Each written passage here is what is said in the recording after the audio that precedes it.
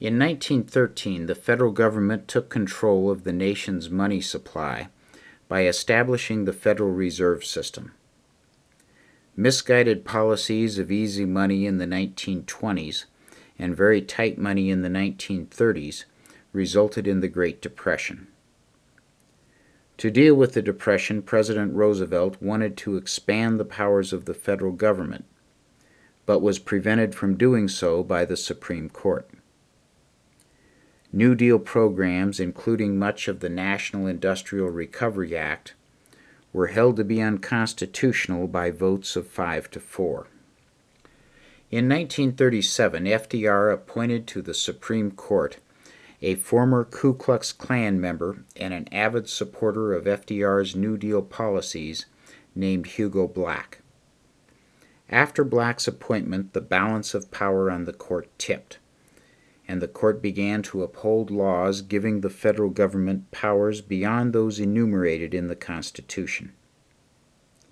The Supreme Court held that Congress's power to regulate interstate commerce gave Congress the power to pass laws in any area that affected commerce, however slightly or remotely. For example, a farmer planted more wheat than allowed by federal law. When the farmer appeared in court, he was able to show that he and his family consumed all the wheat grown on the farm. None was sold in commerce. It doesn't matter, the Supreme Court ruled. If the farmer had planted less, he may have been forced to buy some elsewhere, thereby lowering the wheat supply and raising the price of wheat as the government wished. Since the farmer's actions affected commerce, no matter how remotely, he was subject to the federal commerce power.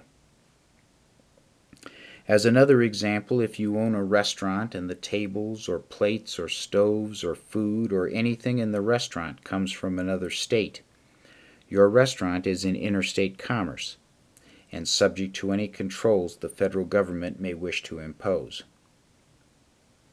The scope of the Commerce Clause has been expanded far beyond what the Founding Fathers intended. Congress can now pass laws regulating virtually any economic activity, and the Supreme Court will uphold the law's constitutionality as a matter of course. The Supreme Court no longer enforces the doctrine of enumerated powers or the 10th Amendment guarantee that federal powers are limited to those specific powers listed in the Constitution.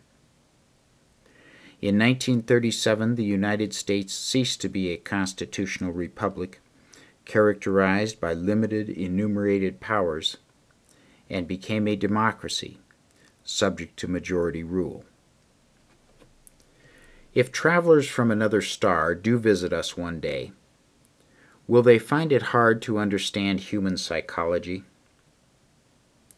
Will they wonder that the freest and most productive country in Earth's history would abandon the principles of liberty and capitalism that had served it so well?